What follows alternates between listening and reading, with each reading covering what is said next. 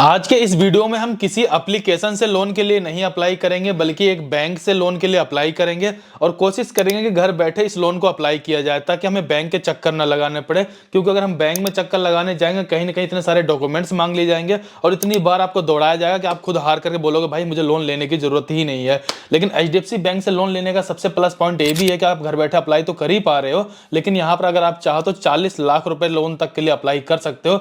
हालांकि 40 लाख तो बहुत मुश्किल की बात है, लेकिन 2-4 लाख रुपए यहाँ पे आप आराम से ले सकते हो। अगर आपके मन में ये सवाल आ रहा हो भाई कि एचडीएफसी बैंक में मेरा कोई अकाउंट नहीं है तो मैं कैसे लोन को अप्लाई करूंगा, तो टेंशन बिल्कुल मत लीजिए। अगर आपका कोई भी अकाउंट नहीं है तो भी आप यहाँ पे लोन के लिए अप्लाई कर पाएंगे। कैसे कैसे करना है, कितना रेट ऑफ इंटरेस्ट लगेगा, किस तरीके से आप इसमें एलिजिबल हो पाते हैं, ये सारी जानकारी आपको इसी वीडियो में देखने को मिल जाएगी। लोन को अप्लाई करने के लिए प्ले स्टोर पे आपको HDFC bank mobile banking application देखने को मिल जाएगी। इस एप्लीकेशन का लिंक भी डिस्क्रिप्शन में डाल दूंगा, उस पर क्लिक करके डाउनलोड कर लीजिएगा, ओपन पे क्लिक कर दीजिएगा। इसकी जस्ट बाद देखेंगे आपको कुछ ऐसा इंटरफेस देखने को मिल जाएगा। अब करना क्या है, नीचे की तरफ कोने में देखेंगे एक मोर का ऑप्शन मिल जाएगा, सिंपल इस पे क्लिक कर देंगे। जैसे आपने इस पे क्लिक किया तो अब यहाँ पे तीसरा ऑप्शन देखने को मिल जाएगा जो कि लिखा हुआ अप्लाई नाउ, सिंपल सा इस पे क्लिक कर देंगे। जैसे आप इस पे क्लिक करेंगे अब आपसे यहाँ बताया जाता है कि भाई आप यहाँ पे कई तरह के लोन अप्लाई कर सकते हैं, जैसे personal loan, two wheeler loan, gold loan, home loan. लेकिन हमें क्या करना, हमें सिर्फ यहाँ पे पर्सनल लोन को अप्लाई करना है, इसलिए हम पहले वाले पे क्लिक कर देंगे। अब यहाँ पे ध्यान से समझिएगा, यहाँ पे आपको लोन अप्लाई करने के दो तरीके बताए गए। अगर आप पहले वाले पे क्लिक करेंगे सिर्फ 10 सेकंड में आपका लोन का अप्रूवल हो जाता है। जो दूसरे वाला है उस वाले में देखेंगे 10 मिनट का टाइम लगेगा। लेकिन जो पहला वाला उस पर आप जब ही क्लिक करिएगा जब आप ऑलरेडी पहले से इनके सिलेक्टेड कस्टमर हो या फिर पहले से आप इनके बैंकिंग सर्विस को यूज कर रहे हो। जैसे कि मान लीजिए आपका बैंक अकाउंट हो, क्रेडिट कार्ड हो, आपने पहले से होम लोन, कार लोन कुछ लिया हुआ हो, तब जाकर के अगर आप इस पे क्लिक करके अप्लाई करते हैं और आप सिलेक्टेड कस्टमर में आते हैं तब तो आपको यहाँ पे सिर्फ 10 सेकंड में ही लोन मिल जाएगा। लेकिन हम में से काफी लोगों के पास ऐसा भी होगा भाई जिनके पास कोई भी एचडीएफसी बैंक में अकाउंट नहीं हो, कोई क्रेडिट कार्ड नहीं हो, कोई लोन नहीं होगा, वो जिंदगी में अगर पहली बार यहाँ पर आकर के लोन के लिए अप्लाई करने वाले हैं तो सिंपल से सेकंड वाले पे क्लिक करना और यहाँ पे अप्लाई नाउ पे क्लिक कर देना है। जैसे आप इस पे क्लिक कर देंगे अब आपको बताया था भाई आप यहाँ पे 40 लाख रुपए तक का लोन ले सकते हैं।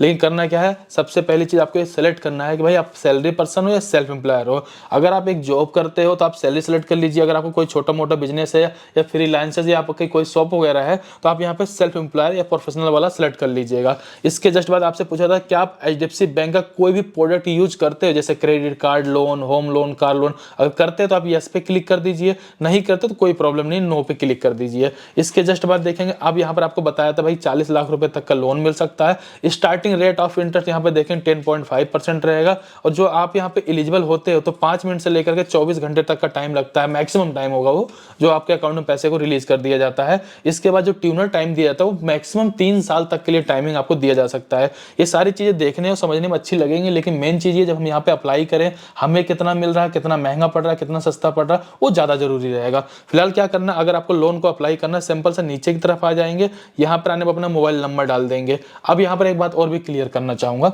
मान लीजिए अगर आप पहले से इनके कस्टमर होते हो तो आपको लोन मिलने के चांसेस बहुत ज्यादा बढ़ जाते हैं, पहला फायदा। दूसरी बात ज्यादा केवाईसी करने की जरूरत नहीं, तीसरी बात कोई इनकम प्रूफ देने की जरूरत नहीं पड़ती है। लेकिन अगर आप इनके पहले से कस्टमर नहीं हो तो उस केस में आपको थोड़ा सा वेरिफिकेशन केवाईसी वगैरह एक्स्ट्रा करने की जरूरत पड़ती है क्योंकि आप बिल्कुल नए कस्टमर होते हो।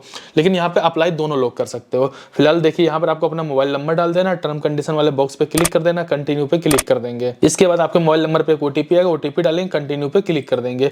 इसके जस्ट बाद देखें आपसे केवाईसी करने के लिए कहा जाएगा। सबसे पहला ऑप्शन है ई केवाईसी का, दूसरा है आपको यहाँ पर ब्रांच विजिट करके अपनी केवाईसी कंप्लीट करनी है। दूसरा वाला बिल्कुल मत सेलेक्ट करिएगा, नहीं तो कहीं चक्कर ज्यादा लगाने पड़ जाए, कोई फायदा नहीं मिलेगा। तो यहाँ पर आपको फर्स्ट वाले पे क्लिक कर देना। इसके जस्ट बाद देखेंगे यहाँ पे आपको एग्री वाले पे क्लिक कर देना है। यहाँ पर आने अपने आधार कार्ड का नंबर डाल देंगे, कंटिन्यू पे क्लिक कर देंगे। आपके आधार कार्ड से लिंक मोबाइल नंबर पे एक ओटीपी आएगा, ओटीपी डालेंगे, कंटिन्यू पे क्लिक कर देंगे।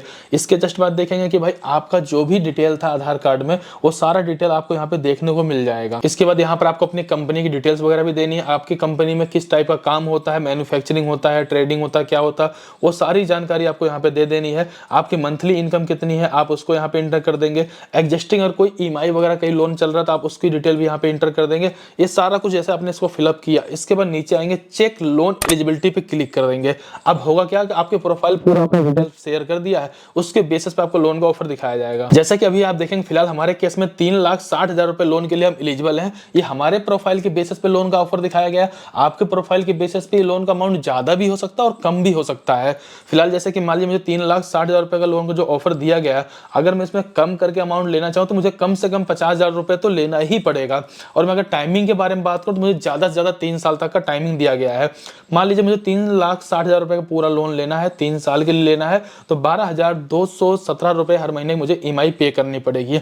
लेकिन अभी हमें ये क्लियर नहीं हो पा रहा है ये लोन हमें कितना महंगा पड़ रहा है, कितना रेट ऑफ इंटरेस्ट लगाया जा रहा है। चलिए थोड़ा और डिटेल में देख लेते हैं। जैसे आप नीचे की तरफ आएंगे आपको रेट ऑफ इंटरेस्ट यहाँ पे क्लियर कर दिया जाएगा। हमारे केस में 13.5% का रेट ऑफ इंटरेस्ट लगाया जा रहा है, जो कि पर्सनल लोन में सबसे कम रेट ऑफ इंटरेस्ट मुझे देखने को मिल रहा है। नहीं तो ज्यादातर तो मतलब किसी एप्लीकेशन के बारे में बात करें 20-25% स्टार्टिंग होती है।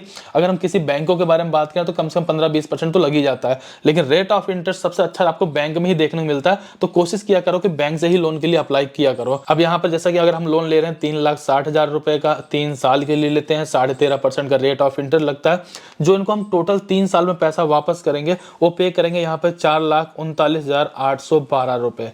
और यहाँ पे जो हमारी लोन की जो प्रोसेसिंग फीस लगेगी वो 2,499 रुपए लगेगी। अगर इस तरीके से हम एक बार कैलकुलेशन करके ये देखना चाहें कि हम इनको कितना फालतू पैसा देते हैं, अगर हम 3 साल यानी कि 36 महीने तक अगर हम टाइम ले रहे हैं, उस केस में करीब 80,000 रुपए हम इनको फालतू पैसा देंगे। और यही अगर आपका लोन का अमाउंट कम रहे और आप इससे कम समय तक के लिए लेने वाले हो तो आपको काफी ज्यादा सस्ता भी पड़ सकता है। इसके अलावा जब भी आप कहीं से भी लोन लेते हैं तो आप ये बात जरूर ध्यान रखिएगा, आपको यहाँ पे कुछ चार्जेस बताए जाते हैं जिसके बारे में जानकारी होना चाहिए। मान लीजिए अगर आप अपने टाइम से EMI नहीं पे कर पा रहे हो, आपकी EMI आपके अकाउंट से नहीं कट पा रही है, आपके अकाउंट में पैसा नहीं है, उस केस में 450 रुपए का चार्जेस लग जाएगा। इस तरीके के जितने भी चार्जेस लग सकते हो सारी जानकारी आपको यहाँ पे देखने को मिल जाएगी। इसको भी ध्यान में रख करके लोन को अप्लाई करिए ताकि आगे चलकर फालतू कोई पैसा आपको न देना पड़े। अब यहाँ पर अगर आपको सारी चीजें सही लगती हैं तो सिंपल से नीचे की तरफ आना, अप्लाई फॉर लोन पे क्लिक कर देना है। अब यहाँ पर देखेंगे आपका कम्युनिकेशन एड्रेस दिखा दिया जाएगा। अगर आपका कम्युनिकेशन एड्रेस और करंट एड्रेस सेम है तो टिक पे क्लिक करिए, नहीं तो अपना सेकेंडरी एड्रेस भी आप यहाँ पे फिलअप कर सकते हैं। इसके जस्ट बाद आपको कंटिन्यू पे क्लिक कर देना है। जब आप कंटिन्यू पे क्लिक कर देंगे इसके बाद आपको अपनी KYC कंप्लीट करनी होती है। लेकिन एक बात जरूर ध्यान रखिएगा, अगर मुझे लोन की जरूरत होती तो मैं शायद यहाँ से लोन जरूर ले लेता। क्यों ले लेता? क्योंकि इससे सस्ता लोन मिलना बहुत मुश्किल की बात है। दूसरी बात यह कि अगर मैं किसी एप्लीकेशन की तरफ जाऊं तो फ्रॉड होने के चांसेस बहुत ज्यादा है, लोन मिलने का भी उम्मीद नहीं रहती है। लेकिन अगर मुझे लोन चाहिए तो मैं इस एप्लीकेशन से ले सकता हूँ। लेकिन ऑलरेडी मेरे पास IDFC bank, IndusInd bank, bank of Baroda, कई सारी बैंकों से लोन चल रहा है, जबकि बिना मतलब के लिए चल रहा, सिर्फ वीडियो बनाने के चक्कर में। लेकिन अभी तक मैंने आपको सारी जानकारी शेयर कर दी। एक बात और बताना चाहूंगा, अगर लोन की जरूरत ना हो तो आप इस तरीके से अप्लाई मत करिएगा, नहीं तो आपके सिविल में एक इंक्वायरी लगती है जिसकी वजह से आपका सिविल भी डाउन होता है। ठीक है, अब यहाँ पे आपको समझ में आ चुका हो। लेकिन अब इसके आगे क्या होगा वो भी बता देता हूँ मैं आपको। आपकी जब KYC कंप्लीट हो जाएगी ना, इसके बाद अगर आपका सिविल ठीक है, पहली बात तो, दूसरी बात अगर आप पहले से कस्टमर हो सकता है यहाँ पर कोई इनकम प्रूफ ना देना पड़े। और अगर आप इनके ऑलरेडी पहले से कस्टमर नहीं है, सही ढंग की कोई ट्रांजेक्शन नहीं होती है और आपका सिविल ठीक नहीं है, तो उस केस में आपको यहाँ पे इनकम प्रूफ, अगर सैलरी वाले बंदे हो, सैलरी स्लिप या फिर बैंक स्टेटमेंट देनी पड़ सकती है। और अगर आप एक बिजनेसमैन बंदे हो तो उस केस में आपको अपना ITR भी शेयर करना पड़ सकता है। ये जानकारी मैं आपको इसलिए दे रहा हूँ ताकि कल को कोई ये ना कहते भाई आप बता रहे बिना इनकम प्रूफ का, जबकि मैंने बिना इनकम प्रूफ का एक बार भी नहीं बोला हुआ है। जबकि ये बताया अगर आप ऑलरेडी कस्टमर होते हैं तो मिलने के चांसेस बहुत ज्यादा बढ़ जाते हैं। फिलहाल इस वीडियो के लिए एक लाइक करिए, चैनल को सब्सक्राइब करिएगा और ट्राई करिए किसी बैंक से लोन लेने के लिए, ना कि किसी फर्जी एप्लीकेशन से। फिलहाल इस वीडियो के लिए लाइक करके चैनल सब्सक्राइब कर दीजिए। कोई भी डाउट हो प्लीज कमेंट कर जरूर बताइए। चलिए फिर मिलते हैं किसी नेक्स्ट वीडियो में, तब तक के लिए जय हिंद, जय भारत।